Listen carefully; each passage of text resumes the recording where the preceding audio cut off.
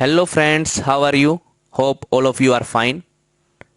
हमने GATE, NET, KVS, PGT और HPSC PGT के लिए एमसीक्यू प्रैक्टिस सीरीज अपनी स्टार्ट की थी। इस एमसीक्यू सीरीज के अंदर हम सीपीयू शेड्यूलिंग के ऊपर अपने क्वेश्चंस डिस्कस कर रहे हैं। सीपीयू शेड्यूलिंग के ऊपर जो हमारा फर्स्ट लेक्चर था उसके अंदर हमने 4 एमसीक्यू डिस्कस किए थे। वो 4 एमसीक्यूज आपके प्रीवियस ईयर गेट क्वेश्चंस थे। आज सेकंड वीडियो के अंदर हम गेट से रिलेटेड एक क्वेश्चन डिस्कस करेंगे जो आपका 2022 के अंदर आया था। रिसेंटली ही आया हुआ ये क्वेश्चन है। आप सभी इस वीडियो को कंप्लीटली देखें, आपको बड़े ही अच्छे तरीके से ये क्वेश्चन समझ में आएगा।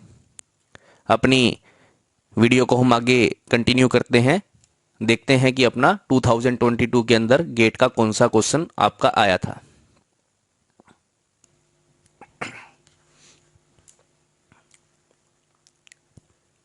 तो फ्रेंड्स, आज आपका जो एमसीक्यू है that is question number 5। This question is asked in GATE 2022। ये जो क्वेश्चन है आपका गेट 2022 के अंदर रिसेंटली ही पूछा गया था। बड़ा ही अच्छा क्वेश्चन है, बड़ा ध्यान से देखने वाला क्वेश्चन ये है, तो आप इसको बड़े ध्यान से समझे। क्वेश्चन के अंदर क्या गिवन है? Consider 4 processes PQRS scheduled on a CPU as per round robin algorithm. कि हमारी जो प्रोसेसेस हैं PQRS, 4 प्रोसेसेस हैं, इनको हमने राउंड रोबिन के अकॉर्डिंग क्या किया हुआ है? शेड्यूल किया हुआ है। राउंड रोबिन क्या होती है? राउंड रोबिन के अंदर हम टाइम क्वांटम को मेंशन करते हैं। एक पर्टिकुलर प्रोसेस क्या कर सकती है? जो टाइम क्वांटम मान लिया यहां पर गिवन है 4 यूनिट का टाइम क्वांटम है। एक जो प्रोसेस है वो 4 यूनिट ही लगातार चल सकती है। 4 यूनिट से ज्यादा वो लगातार सीपीयू का टाइम नहीं ले सकती। उसको क्या करना पड़ेगा? आपका या तो टर्मिनेट होना पड़ेगा, या फिर अगर उसका टाइम बचता है, ब्रश टाइम बचता है, तो वो क्या करेगी? वापस रेडी स्टेट के अंदर आपकी चली जाएगी। After 4 unit of time the process has to go the termination या तो उसका हो जाना चाहिए, या फिर वो वापस अगर टर्मिनेशन नहीं होता है उसका, तो वो क्या करेगी? रेडी स्टेट के अंदर वापस आपकी चली जाएगी। तो क्वेश्चन को आगे स्टडी करते हैं। The time quantum for this is 4 unit. जो टाइम क्वांटम दिया हुआ है, time quantum is equal to 4 unit, या 4 यूनिट टाइम है। 4 यूनिट आप कुछ भी मान सकते हैं, 4 second, 4 nano second. The process arrived in the order of PQRS। पहले कौन सी प्रोसेस आई है? फर्स्ट नंबर के ऊपर आई है P process, then Q, then R and then S। तो हमें इसी ऑर्डर के अंदर इनको सीपीयू टाइम देना है। There is exactly 1 context switching from S to Q। यहां पे जो कॉन्टेक्स्ट स्विचिंग हो रही है, कॉन्टेक्स्ट स्विचिंग का मतलब क्या है? Let's a process is running, let's P process is running and P process 0 to 4 time तक वो मैक्सिमम रन कर सकती है। अगर P प्रोसेस का ब्रश टाइम जो है अगर क्या है? 4 यूनिट है, तो वो टर्मिनेट हो जाएगी। अगर P प्रोसेस का ब्रश टाइम कितना है? 5 यूनिट टाइम है, तो भी उसको कितना ही चलना पड़ेगा? 4 यूनिट टाइम तक ही चलना पड़ेगा, क्योंकि जो हमारा टाइम क्वांटम है वो कितना है? 4 यूनिट है। 4 यूनिट टाइम के बाद इसको क्या करना पड़ेगा? वापिस रेडी स्टेट के अंदर जाना पड़ेगा और एक हमारी नई प्रोसेस यहां से स्टार्ट हो जाएगी। Let us the next process is Q। तो इस Q प्रोसेस को भी क्या मिलेगा? केवल 4 यूनिट टाइम ही मिलेगा। 4 यूनिट टाइम से पहले अगर इसका मान लिया Q का टाइम कितना है? 3 यूनिट टाइम है। ब्रश टाइम जो है वो 3 यूनिट है, तो क्या करेगी? 7 तक चलेगी और टर्मिनेट हो जाएगी। अगर Q का 4 यूनिट टाइम है, अगर Q का कितना है? 4 यूनिट ब्रश टाइम है, तो क्या करेगी? The Q process will run up to 8 unit and then terminate. If the brush time of Q is 4 unit, अगर आपका Q का जो ब्रश टाइम है 4 यूनिट है, तब भी वो क्या करेगी? 8 सेकंड तक ही चलेगी, क्योंकि उसको जो मैक्सिमम एक टाइम के अंदर जो सीपीयू टाइम मिल सकता है वो कितना है? 4 यूनिट है। द टाइम क्वांटम यही मेंशन कर सकता है कि लगातार एक प्रोसेस कितनी यूनिट टाइम तक चल सकती है। तो बाकी 1 यूनिट इसको बाद में अपना कवर करना पड़ेगा जब इसका नंबर आएगा। तो इस प्रकार से हमारी, तो यहां पे जो P प्रोसेस से Q प्रोसेस के ऊपर हम जंप हो रहे हैं, that is called as context switching. इसको हम क्या बोल लेंगे? कॉन्टेक्स्ट स्विचिंग आपकी बोला जाएगा। तो आपको समझ में आ गया होगा अपनी कॉन्टेक्स्ट स्विचिंग क्या है? टू जंप फ्रॉम या to change the running process to the another process, कि भाई कोई रनिंग प्रोसेस है वो अपनी या तो टर्मिनेट कर जाए या फिर वो क्या कर जाए, आपका वापस रेडी स्टेट के अंदर चली जाए और एक नई प्रोसेस स्टार्ट हो जाए। एक प्रोसेस को रोक कर दूसरी प्रोसेस को चलाना ही आपका क्या है, कॉन्टेक्स्ट स्विचिंग है। तो यहां पर जो गिवन है आपका देर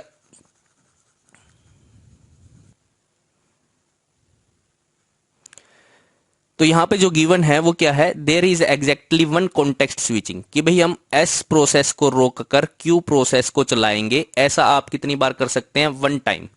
भाई एस प्रोसेस रुक कर अपनी एस प्रोसेस तो अपनी स्टॉप हो जाएगी और उसके बाद कौन सी स्टार्ट होगी, क्यू प्रोसेस स्टार्ट होगी। ऐसा कितनी बार हो सकता है अपना? एक बार।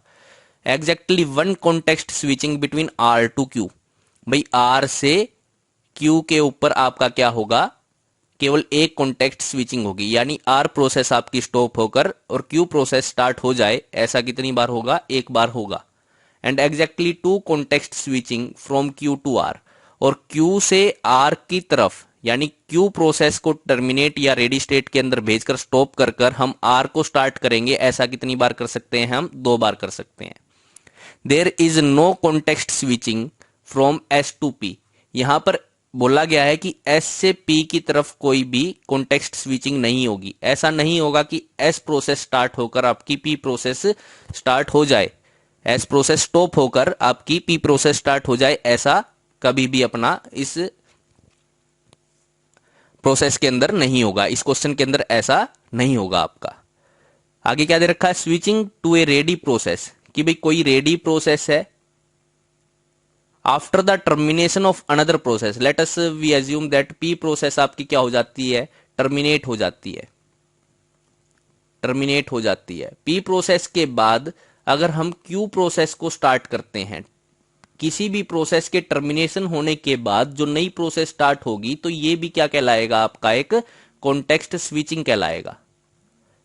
कोई भी प्रोसेस टर्मिनेट होती है, टर्मिनेट होने के बाद एक नई प्रोसेस एलोकेट होगी, तो जो नई प्रोसेस एलोकेट होगी that is also termed as the context switching between P and Q.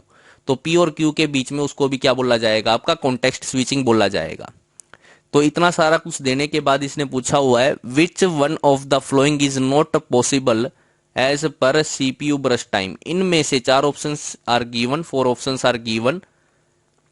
तो यहां पे बोला गया है कि इन चार ऑप्शंस के अंदर से आपका कौन सा आपका ब्रश टाइम नहीं हो सकता है, कि भी इन प्रोसेसेस का कुछ ब्रश टाइम दिया हुआ है चार ऑप्शंस के अंदर। भाई अगर इस कंडीशंस के अकॉर्डिंग ऐसा कौन सा ऑप्शन है जिसके अंदर आपका ब्रश टाइम गलत दिया हुआ है, जो पॉसिबल नहीं है। Is that clear? I hope आपको क्वेश्चन अच्छे से समझ में आ गया होगा। Now we will do this question.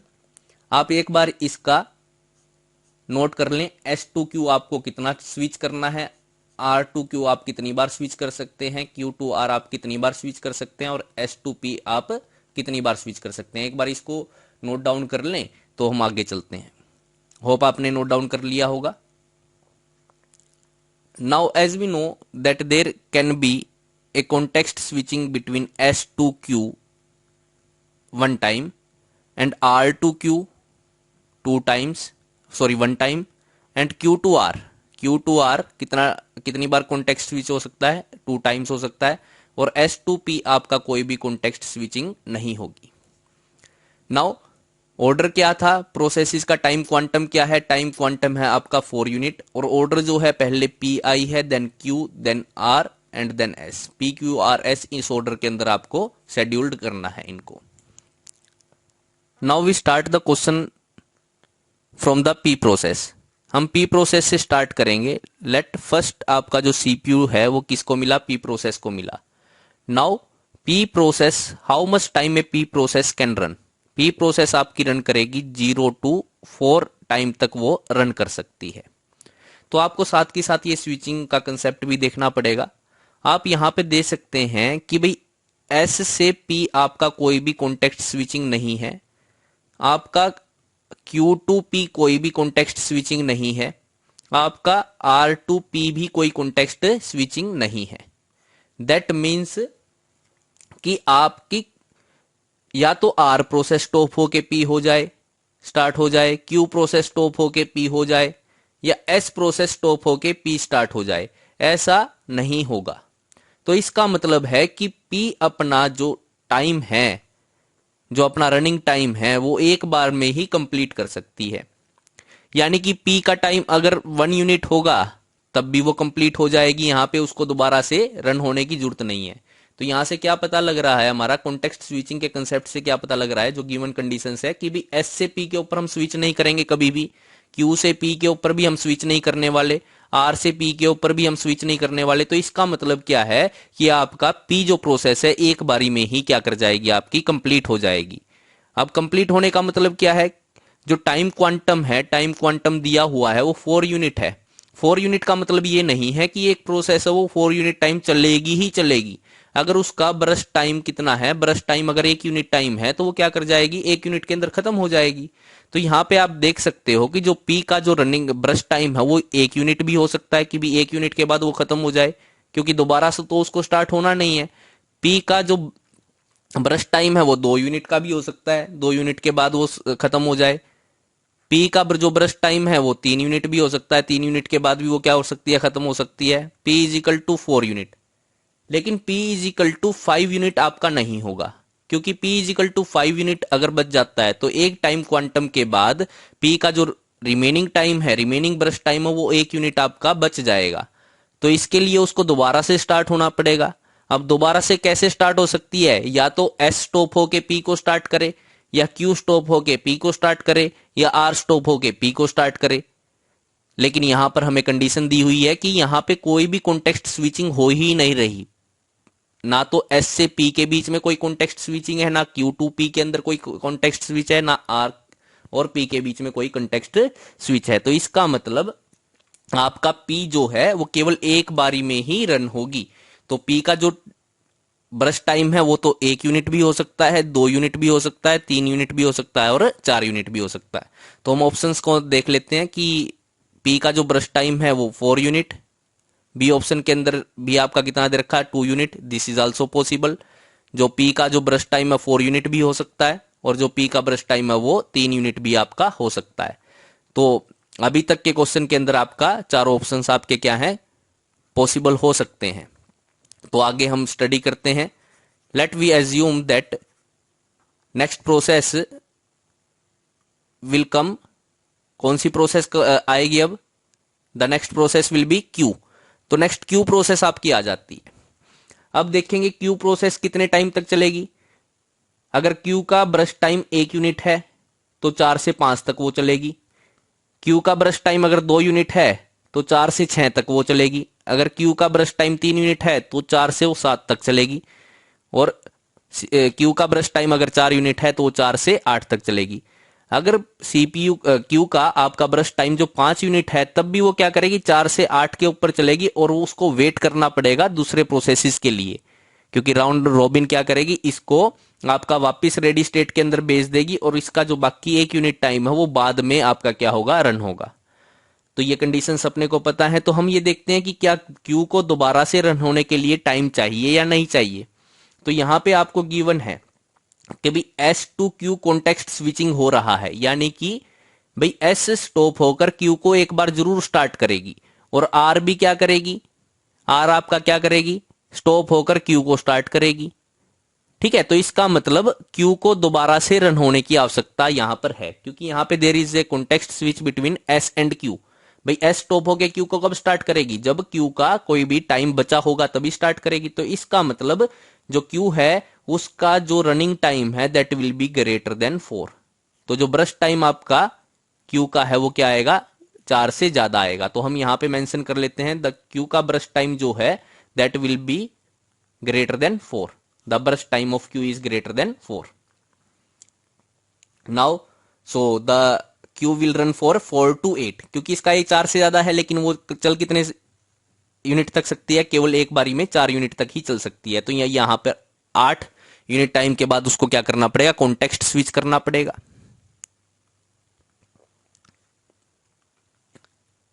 Now after 4 unit time of Q the next process comes to be R. तो अपनी नेक्स्ट प्रोसेस कौन सी आएगी, आर प्रोसेस आएगी। तो Q से R के बीच में आपका एक कॉन्टेक्स्ट स्विच यहां पे हो गया, there is a context switch between Q and R। तो यहां पे Q और R के बीच में आपका एक कॉन्टेक्स्ट स्विच हुआ है, लेकिन हो कितने सकते हैं, there can be two context switch. तो इसका मतलब एक कॉन्टेक्स्ट स्विच और यहां पर बच गया, तो इसको हम काट कर एक लिख देते हैं। अब हम देखते हैं कि क्या R को दोबारा से, now we have to see that is R should be run again, क्या R को दोबारा से रन होने की आवश्यकता है या नहीं है।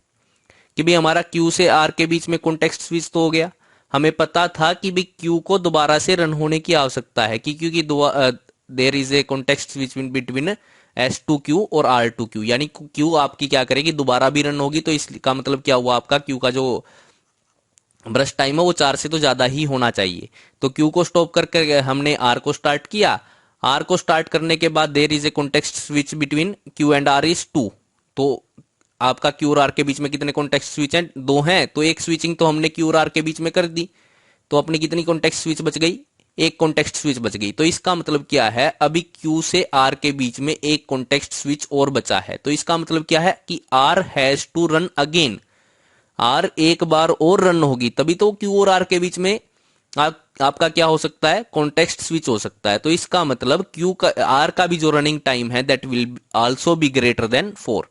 तो जो R का जो रनिंग टाइम होगा वो भी आपका क्या होगा, ग्रेटर देन 4 होगा। तो इसका मतलब यहां पर हम बोल सकते हैं कि then R will be run for the 4 unit time, कि R आपका क्या करेगी, 4 यूनिट टाइम तक रन करेगी। तो 12 के ऊपर आकर दोबारा से क्या होगा, फिर कॉन्टेक्स्ट स्विच होने वाला है। अब देखते हैं कि कॉन्टेक्स्ट स्विच किसके बीच में होगा, R से फिर S आपकी क्या आएगी, नई प्रोसेस जो है वो आएगी। तो S प्रोसेस आपकी आ गई। नाउ एस प्रोसेस को देखते हैं कि R to S there is no context switching is given. ना तो उसने ये बोला हुआ कि R और S के बीच में आपको एक कॉन्टेक्स्ट स्विचिंग करनी है, या ना ये बोला हुआ 2 करनी है, ना 3 बोला हुआ, ना 0 बोला हुआ। तो इसको हम काउंट नहीं करेंगे, तो इसको हमें देखना भी नहीं है, क्योंकि R टू S के बारे में उसने कुछ भी मेंशन नहीं किया। S और P के बीच में तो उसने मेंशन कर दिया था कि कोई भी कॉन्टेक्स्ट स्विचिंग नहीं होनी चाहिए। अब R और S के बीच में तो कॉन्टेक्स्ट स्विचिंग वैसे भी होगी, क्योंकि R S प्रोसेस को कब टाइम मिलेगा, R के बाद ही मिलेगा। तो यहां पे R के बाद S आपका आ गया। अब देखते हैं कि S जो है आपकी क्या दोबारा से रन होने की आवश्यकता है, S को क्या दोबारा से रन होने की आपको आवश्यकता है। तो हम देखते हैं कि S को दोबारा आना पड़ेगा या नहीं आना पड़ेगा। भाई हमारे पास कॉन्टेक्स्ट स्विचिंग कितनी बची हुई है, S2Q एक बची हुई है, आपकी R2Q एक बची हुई है, और Q2R एक बची हुई है। तो यहां पर देखने से हमें पता लग रहा है कि the S process will not come again. भाई अगर ऐसा होता कि भाई R2S आता, तो इसका मतलब क्या था कि भाई S प्रोसेस को दोबारा आना पड़ेगा। तो यहां पर S प्रोसेस दोबारा आ ही नहीं रही, तो इसका मतलब S का जो रनिंग टाइम है, ब्रश टाइम है, वो कितना हो सकता है। S का जो ब्रश टाइम है वो 1 यूनिट भी हो सकता है, S का 2 यूनिट भी हो सकता है, S का जो ब्रश टाइम है वो 3 यूनिट भी हो सकता है, S का जो ब्रश टाइम है वो कितना हो सकता है, आपका 4 यूनिट भी हो सकता है। तो हम मैक्सिमम लेके चल लेते हैं। यहाँ पे मान लिया 16 के ऊपर वो क्या हो जाती है, स्टॉप हो जाती है। तो S के बाद कौन सी प्रोसेस स्टार्ट होगी, is there is any context switching between S and P। S और P के बीच में कोई भी कॉन्टेक्स्ट स्विचिंग नहीं है। तो इसका मतलब P प्रोसेस तो पहले ही आपकी क्या हो चुकी है, कंप्लीट हो चुकी है। और इसको हम समझ भी चुके हैं कि जो P का जो ब्रश टाइम है वो कितना हो सकता है, या तो 1 यूनिट हो सकता है, या 2 यूनिट हो सकता है, या 3 यूनिट, या 4 यूनिट आपका हो सकता है। तो इसका मतलब P process has terminate. Now the next number of the process, भाई S के बाद P को आना था, लेकिन P टर्मिनेट हो चुकी है, तो इसके बाद कौन आएगी, S के बाद Q आएगी। Now the next process comes Q। और यहां पर गिवन भी है, there is exactly 1 context switching between S2Q। S2Q के बीच में आपका क्या है, एक कॉन्टेक्स्ट स्विचिंग आपकी होगी। अब देखते हैं कि इसको कॉन्टेक्स्ट स्विच कर दिया तो हमने क्या हो गया, 0 हो गया। अब दोबारा से S2Q के बीच में कोई स्विचिंग नहीं हो सकती। तो अब देखते हैं कि क्या Q प्रोसेस दोबारा भी आएगी। तो यहां पर आप देख सकते हैं कि Q process has to run again, क्योंकि आपका आगे आने वाले समय के अंदर R से Q के बीच में भी एक कॉन्टेक्स्ट स्विचिंग दे रखी है। और R से Q के बीच में एक कॉन्टेक्स्ट स्विचिंग तभी हो सकती है जब Q का जो ब्रश टाइम है वो अभी बचा हुआ हो। तो इसका मतलब Q का जो 4 यूनिट तो पहले ले चुका था Q अपना ब्रश टाइम, अब क्या हो जाएगा कि 4 यूनिट और लेने के बाद उसका क्या हो जाएगा, बर्स्ट टाइम अभी भी बच जाएगा, because it has to run again, इसको दोबारा से रन होने की आवश्यकता है। तो इसका मतलब क्या हुआ कि जो क्यू का जो बर्स्ट टाइम है वो क्या होगा, ग्रेटर देन 8 आपका होगा। तो यहां पर हम R2Q क्या कर देंगे, S2Q आपका क्या हो गया, एक कॉन्टेक्स्ट स्विचिंग अपने आप की क्या हो गई, 0 हो गई। Now there is only 2 context switching is remaining. तो 2 कॉन्टेक्स्ट स्विचिंग आपकी रह जाती हैं। कौन कौन सी कॉन्टेक्स्ट स्विचिंग रह गई, एक तो R2Q आपकी कितनी रहती है, एक कॉन्टेक्स्ट स्विचिंग रहती है, और एक क्या है Q2R आपकी एक कॉन्टेक्स्ट स्विचिंग रहती है। तो Q प्रोसेस के बाद कौन सी प्रोसेस स्टार्ट होगी, 20 यूनिट टाइम लग गया। तो Q प्रोसेस के बाद कौन सी आपकी प्रोसेस स्टार्ट होनी है, R प्रोसेस विल स्टार्ट, तो R स्टार्ट होगी। अब R प्रोसेस को स्टार्ट होने के बाद there is a context switching, जैसे ही आपकी Q से R के ऊपर गई तो Q से R का भी कॉन्टेक्स्ट स्विचिंग आपका क्या हो गया, खत्म हो गया, 1 था अब क्या हो गया, 0। तो हम देखेंगे क्या R दोबारा से भी स्टार्ट होने वाली है, R दोबारा से स्टार्ट आपकी नहीं होने वाली, क्योंकि अगर आपकी क्या है किसी प्रोसेस से दूसरी प्रोसेस के ऊपर हम चलते हैं तभी तो कॉन्टेक्स्ट स्विचिंग हो गई। अब आर दोबारा से आने ही नहीं वाली है, तो इसका मतलब यहीं पर आपकी क्या हो जाएगी, आर प्रोसेस खत्म हो जाएगी।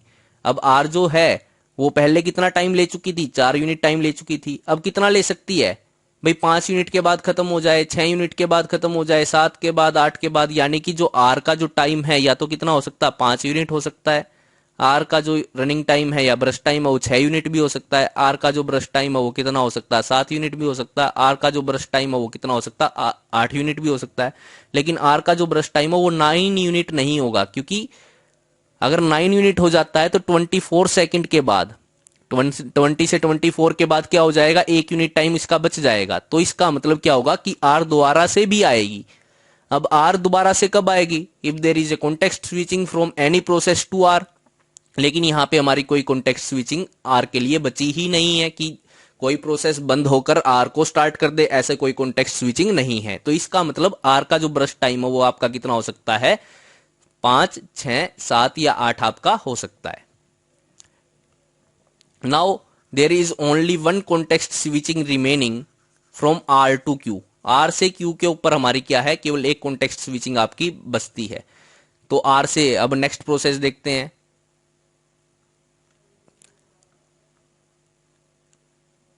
अब नेक्स्ट प्रोसेस देखते हैं भाई, पी अपनी समाप्त हो चुकी थी, क्यू आपकी अभी रिमेनिंग रहती है, आर आपकी खत्म हो गई। आर से फिर इसके ऊपर जा सकते हैं हम, एस के ऊपर जा सकते हैं, but we know that S आपकी क्या हो चुकी है, कंप्लीट हो चुकी है, क्योंकि एस का जो ब्रश टाइम है वो कितना था आपका, 1 यूनिट भी हो सकता है, 2 यूनिट भी हो सकता है, 3 यूनिट भी हो सकता है, 4 यूनिट भी हो सकता है, लेकिन 5 यूनिट आपका एस का ब्रश टाइम नहीं था आपका।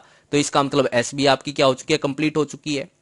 अब देखेंगे कि आर भी यहां पर कंप्लीट हो जाएगी, तो रिमेनिंग प्रोसेस कौन सी है, केवल क्यू प्रोसेस है जो आपकी स्टार्ट हो सकती है। तो क्यू प्रोसेस यहां पे आ जाएगी। तो क्यू का आपका जो ब्रश टाइम था 8 यूनिट तो ये पहले ले चुका था। अब इसके बाद ये तीनों प्रोसेस पी, आर और एस तो समाप्ति हो चुकी है। तो इसका मतलब जो क्यू का ब्रश टाइम है वो कितना भी हो सकता है, क्यू का जो ब्रश टाइम है ग्रेटर देन 8। हम कुछ भी ले सकते हैं कि आगे प्रोसेस केवल क्यू ही चलती रहे। तो क्यू का जो ब्रश टाइम है वो 9 यूनिट भी हो सकता है, 10 यूनिट भी हो सकता है, 11 भी हो सकता है, 12 भी हो सकता है, 13 भी हो सकता है, 14 भी हो सकता है। तो इसके अंदर से हमें अब चेक करना पड़ेगा कि हमारा कौन सा ऑप्शन करेक्ट है। Now look at the options. अब हम ऑप्शंस को देखते हैं।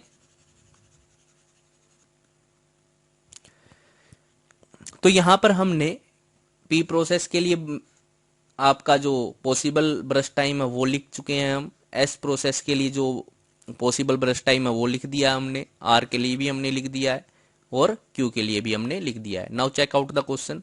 क्या पी का जो ब्रश टाइम है 4 यूनिट हो सकता है, बिल्कुल हो सकता है। क्या क्यू का जो ब्रश टाइम है वो 10 यूनिट हो सकता है, बिल्कुल हो सकता है। क्या आर का जो ब्रश टाइम है वो 6 यूनिट हो सकता है, बिल्कुल हो सकता है। क्या एस का ब्रश टाइम 2 यूनिट हो सकता है, बिल्कुल हो सकता है। तो फर्स्ट ऑप्शन आपका क्या है, करेक्ट है। Now move to the second question. Second option, क्या पी का जो ब्रश टाइम है वो 2 यूनिट हो सकता है, तो यहां पे देखेंगे बिल्कुल हो सकता है। क्यू का जो ब्रश टाइम है वो 9 यूनिट हो सकता है, बिल्कुल हो सकता है। आर का जो ब्रश टाइम है वो 5 यूनिट हो सकता है, बिल्कुल हो सकता है। एस का जो ब्रश टाइम है वो 1 यूनिट हो सकता है, yes, the brush time of S can be 1 unit. तो that means B option is also correct. Now move to the next option. Next option की तरफ हम चलते हैं, सी ऑप्शन की तरफ। पी का जो ब्रश टाइम है 4 यूनिट हो सकता है, yes, P can B have a brush time of 4 unit. Q का ब्रश टाइम है 12 यूनिट हो सकता है, क्यू का जो ब्रश टाइम है वो 12 यूनिट आपका हो सकता है। आर का जो ब्रश टाइम है वो 5 यूनिट हो सकता है, आर का जो ब्रश टाइम है वो आपका 5 यूनिट हो सकता है। और एस का जो ब्रश टाइम है वो आपका कितना यूनिट हो सकता है, 4 यूनिट हो सकता है, yes, this is also possible. S का जो ब्रश टाइम है वो 4 यूनिट भी आपका हो सकता है, तो C option is also correct. Now D option, the brush time of P can be 3, yes, जो पी प्रोसेस है उसका ब्रश टाइम आपका 3 यूनिट हो सकता है। क्यू का जो ब्रश टाइम है वो कितना दे रखा है, 7 unit, but P can have a brush time of 9 और अबव। तो जो क्यू का जो ब्रश टाइम है वो 9 होगा या 9 से ज्यादा होगा, तो यहाँ पे ये आपका गलत गिवन रॉन्ग है कि क्यू का जो ब्रश टाइम है that should be greater than 8।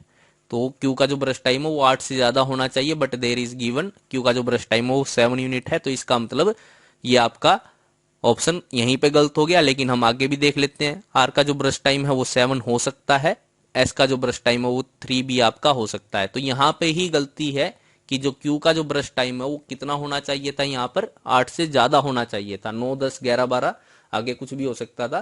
तो इसका मतलब आपका क्या है, डी ऑप्शन रोंग है। और हमें क्वेश्चन के अंदर क्या पूछा हुआ था, क्वेश्चन के अंदर आपसे पूछा हुआ था which is not possible. Question के अंदर आपसे क्या पूछा हुआ था, विच इज नॉट पॉसिबल, कि कौन सा पॉसिबल नहीं है। तो हमें पता है कि आपका कौन सा ऑप्शन है जो पॉसिबल नहीं है, D option is not possible. तो डी ऑप्शन आपका पॉसिबल नहीं है। बड़ा ही अच्छा क्वेश्चन यह था, 2022 के अंदर आपका ये आया था, रिसेंटली क्वेश्चन था। होप आप सभी को ये क्वेश्चन समझ में आया होगा। तो आगे आने वाली वीडियोस के अंदर हम इसी तरह के गेट के अंदर, नेट के अंदर आपके जो प्रीवियस ईयर के क्वेश्चंस हैं उन सभी को हम स्टडी करेंगे। होप आपको ये समझ में आया होगा। Thank you students, please channel को सब्सक्राइब करना मत भूलिएगा और वीडियो को लाइक जरूर करें ताकि इस तरह की वीडियो हम आगे भी आपके लिए लेके आते रहें। Thank you students.